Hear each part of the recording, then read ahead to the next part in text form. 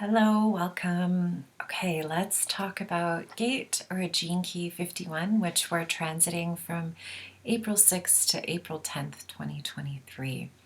And as always, these are opportune times for you to look within and see where this shadow might be playing out in yourself and then in the world, and how you contribute to the shadow in the world and how you can help shift the world by shifting what's going on inside.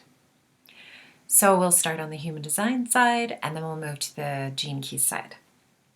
So gate 51 is in the will center, and it connects to the G center through gate 25. And this is in the individual centering circuitry, and it's known as the channel of initiation or higher purpose. And what this means is the ability to see disruption, meaning shock, something that initiates you, as a calling to step through a portal into something new.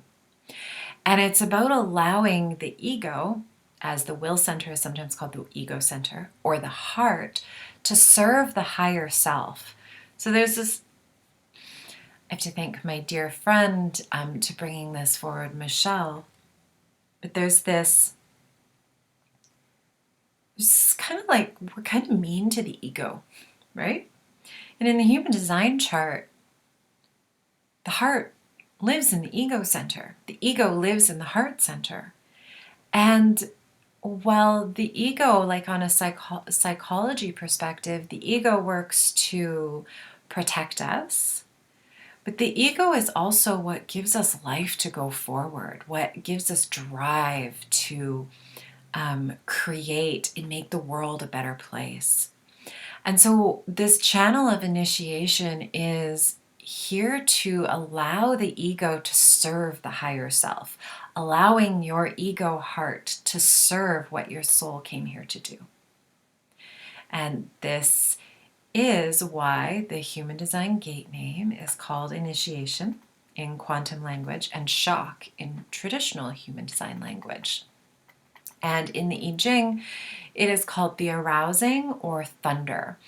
And it's about how, like if you think of thunder, right, it's about how shock is here to cleanse a space. It's, if you've ever been in the middle of a big rainstorm, we get these on the West Coast a lot, and it's windy and rainy. After that big storm and like trees fall, so much debris, you get, there's a freshness and a newness underneath that shock and the disruption that occurs. So this transit is highlighting for you to not let the unexpected things that happen in life to cause you to lose faith or to lose your connection with yourself or source. And to use the power of your own story and what you've experienced in your life to initiate other people into their hearts. So on the shadow side of this, disruption can cause us to lose connection with our heart and our purpose. I know I've had that happen where life just feels like it's beating you down and you lose heart, right? You slip into a funk. And so it's really offering the opportunity to still see the light or the gems even when there's things feel hard. In that place, in the shadow, we can become bitter or angry with the universe or source or with ourselves.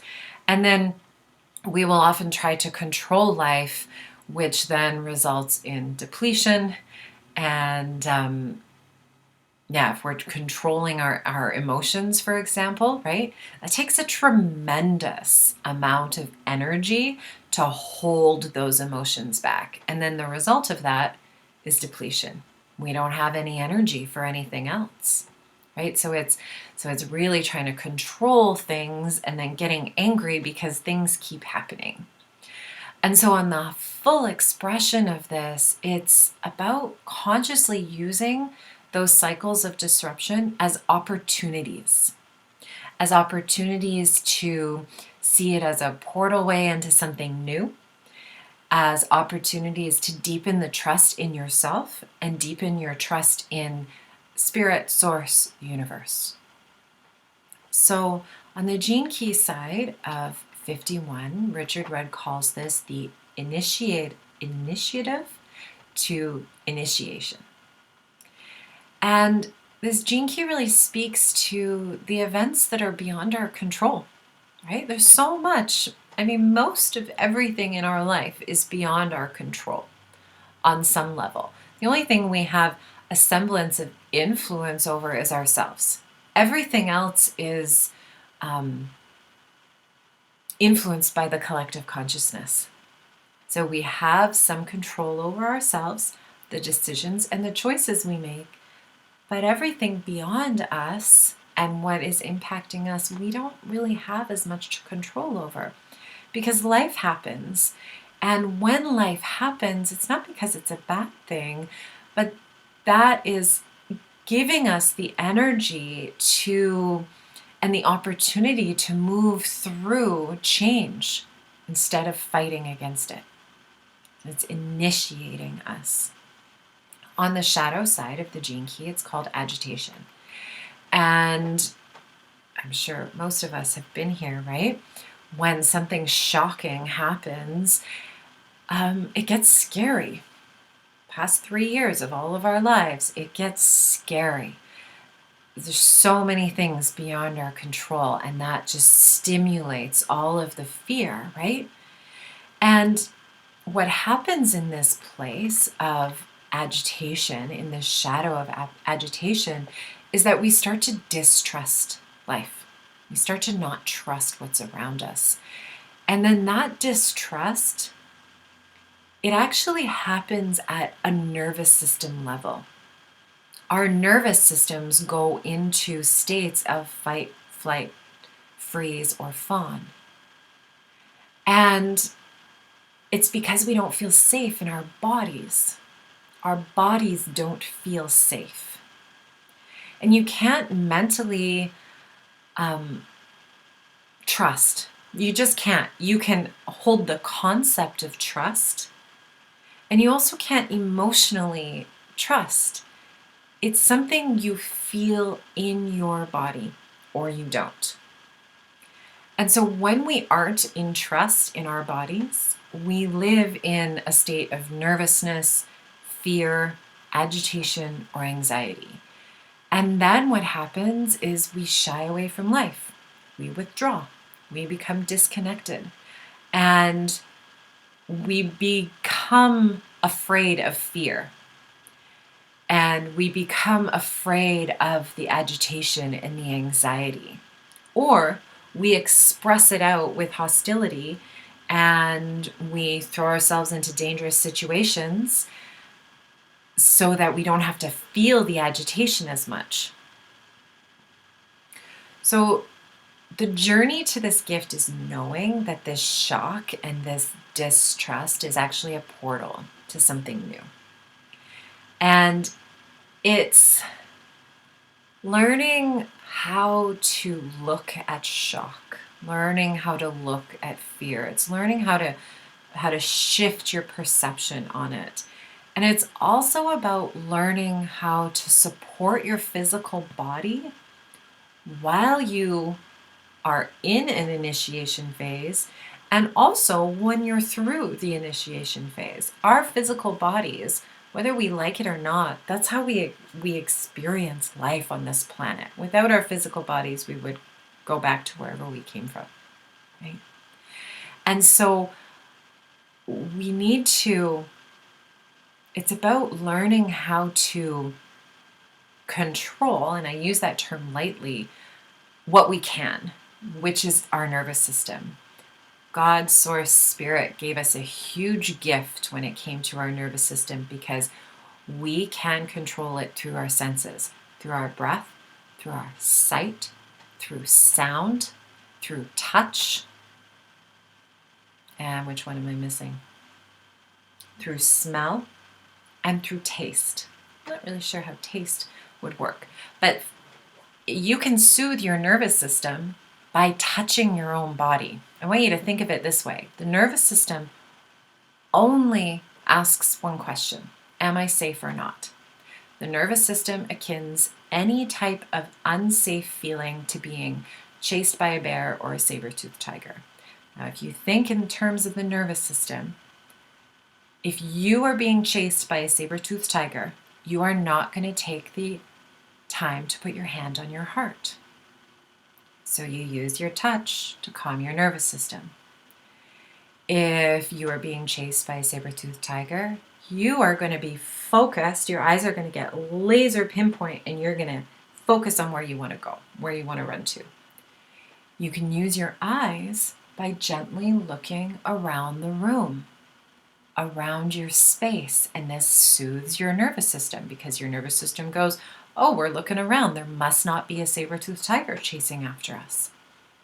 You can use sound. So the nervous system, the vagus nerve, goes into our ears. And so I really like to listen to solfeggio frequencies or binaural beats, or even just humming to yourself will signify to the nervous system that you're safe. Humming also works against the throat. It creates a vibration that then allows your nervous system to settle. Okay, so this is where you have a control in your life to journey from the shadow to the gift of initiative. And when you start to do that, when you befriend your nervous system and understand how it works, this is where you access personal power. This is where you return to how you're meant to be, which is a creative power on this planet.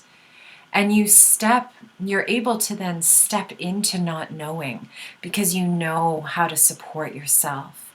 And you create your own path as you step into being independent in yourself and the path of awakening to your own truth, not the truth of anyone else but you. And Richard Rudd calls this the path of the mystic, and creating your own path into your own heart. Right, in the human design chart, this goes from the will center, the heart, to our G center, which is also, I think of it as a heart. It's where our lovability lives. And so when you create an ego path, right, a higher ego path into your own heart of lovability, this is where truth lives. So this is an opportunity to support your body and reflect on the past where things that have felt shocking and turbulent and thunderous or lightningous may have brought newness afterwards. An initiation doesn't have to be shocking because you make it shocking based on the meaning that you give it. And shock comes when you choose to only see the pain. And remember, we live in duality. I mean, there's this one teacher that I follow, Oracle Girl. She calls herself, and she talks about quadrality. There's duality, but then there's 4 different things happening at once, and the truth is somewhere in the middle. So it's not ever just painful. And we need to train ourselves. We need to recondition ourselves to see that. Because our nervous systems in these physical bodies are based to they're programmed to look for the pain and the fear because that's what kept us safe on a very primal level. So allow each day to be an initiation into something new. Each day life can be different. And each day, every morning when you wake up, you can choose your heart. You can choose to see life slightly differently. And initiation can be a choice, right? But you've got to be able to trust your own physical body and heart in order to see it that way. That's where true power lies, individual empowerment. Thank you so much for watching, and I'll see you soon.